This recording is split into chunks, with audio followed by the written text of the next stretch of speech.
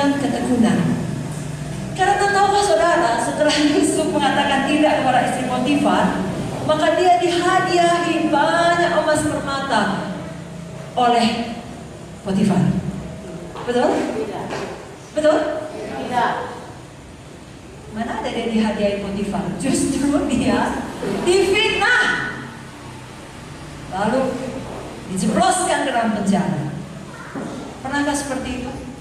Saudara sudah patuh, saudara sudah berkata tidak pada dosa, melayani sampai malam-malam. Mungkin hujan seperti ini, pulang kena hujan.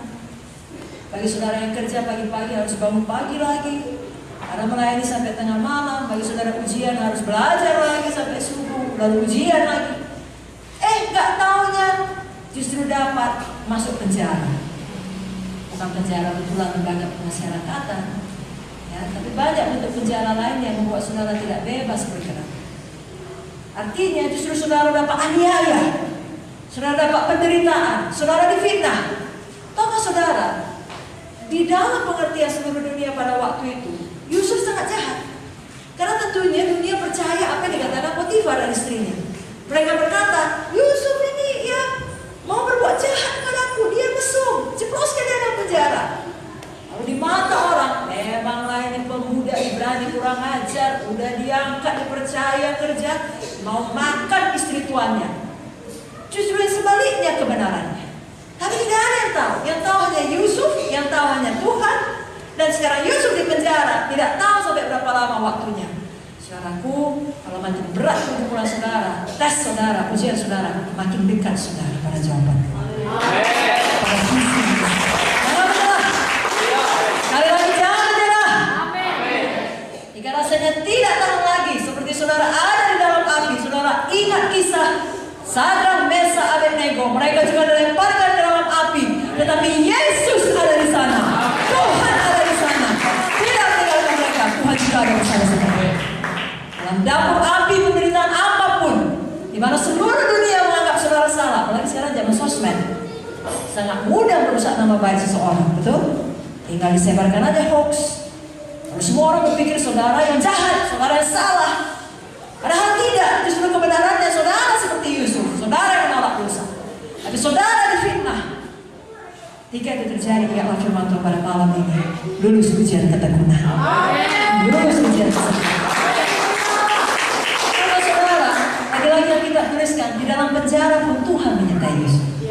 Sehingga kepala penjara senang kepadanya, memberikan kuasa ke seluruh penjara itu.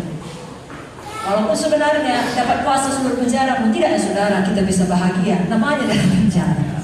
Tapi Yusuf sabar dalam bentukan itu. Hatinya tetap lembut. Itu sebabnya ketika juru makanan dan minuman Firaun masuk ke dalam penjara, muka mereka sedih. Yusuf kan bisa agak dulu ya, siapa korbannya? Aku pun dulu masuk penjara ini sakit, kau rasakanlah. Tidak. Dia mampu merasakan kepedihan hati mereka. Dia yang datang melayani mereka tanpa mereka lebih dahulu memintanya. Kenapa mukamu murung? Kalau saudara sudah mengalami banyak penderitaan, Tuhan mempersiapkan saudara untuk pelayanan yang besar.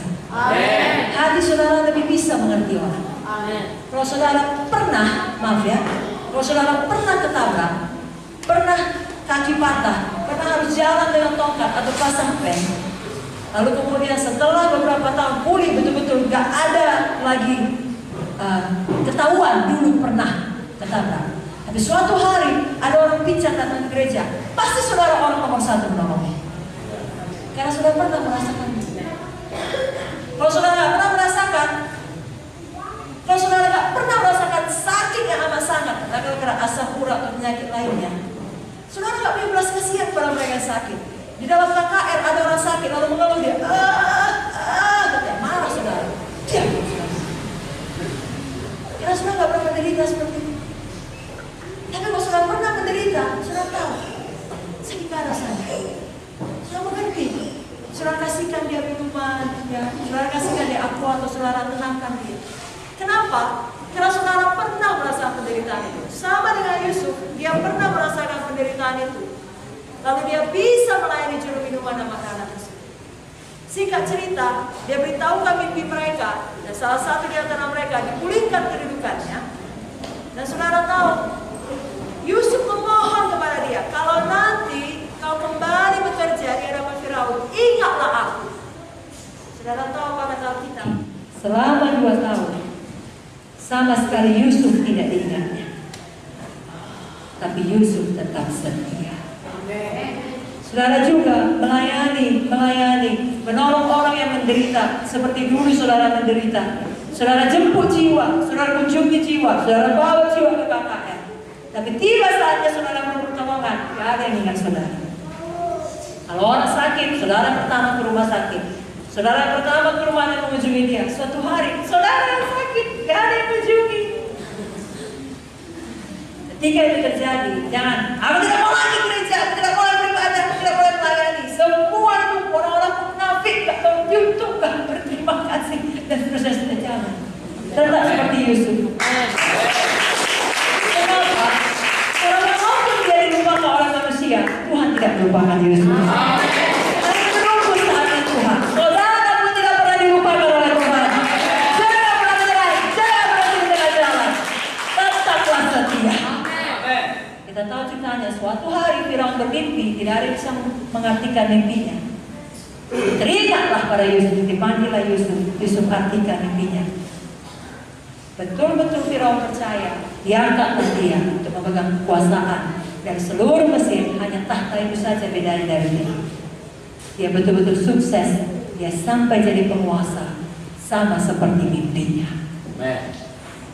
Dan ujian yang terakhir adalah ujian yang paling penting, namanya ujian kesuksesan. Ada banyak orang, saudara mungkin datang dari broken home, lalu Tuhan pulihkan, atau dari bangkrut, lalu Tuhan berkati. Itu visi saudara. Setelah melalui banyak bentukan, sampailah saudara di situ. Tolong jangan lupa ada maksud Tuhan. Yusuf jadi penguasa di Mesir bukan sekedar supaya bisa menghukum saudara-saudaranya, menghukum istri Potifar. Adakah dia melakukannya? Oh, sekarang sudah jadi penguasa. Mana mama Poti itu? Mana si penipu itu? Masukkan juga dia dalam penjara dan dia tahu. Dia tidak balas dendam. Dia tidak gunakan kekuasaan untuk hal yang salah. Kita juga, kalau kelak Tuhan mengangkat kita, saudara berkuasa, saudara punya banyak uang, saudara diberkati, bahkan saudara diurapi, pakai untuk kerajaan surga, pakai untuk kemuliaan Tuhan, pakai untuk menolong orang lain, bukan untuk membalaskan dendam saudara, bukan untuk menganggarkan kepada keluarga. Nah, ini anak Tuhan, ini dia hebat. Selama ini ngecek-ngecek kan, karena saya GKI, sekarang lihat mobil saya sudah 5. Temukan maksud Tuhan, kerjakan maksud Tuhan. Jangan pernah menjadi sombong, saudaraku. Lulus ujian kesuksesan, tetaplah kita rendah hati. Amin, saudara. Amin. Tetaplah kita sama seperti Yusuf mengerjakan maksud Tuhan. Karena berkat atau kesuksesan atau pencapaian dari visi yang besar itu, bila itu membuat kita terlena, tidak untuk membawa jiwa-jiwa ke kerajaan sorga, itu hanya untuk saja. Karena dunia ini hanya sementara. Biarlah semakin saudara diberkati, semakin saudara menyelamatkan jiwa. Berapa?